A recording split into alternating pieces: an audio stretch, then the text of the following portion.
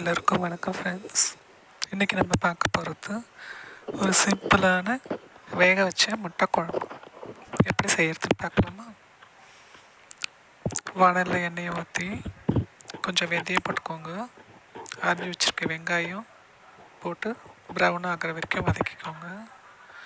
வதக்கிறதுக்கப்புறம் தக்காளி அதில் போட்டு அதுவும் நல்லா பச்சை வாசனை போகிற அளவுக்கு வதக்கிக்கோங்க.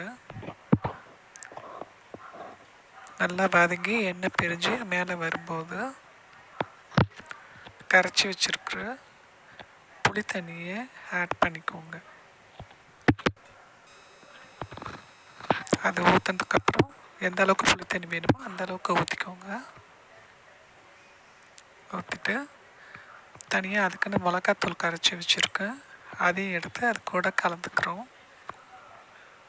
கலந்துட்டு தேவையான உப்பு போட்டு கொதிக்க விடணும். அவ்வளோதாங்க. கொதித்து வந்ததும்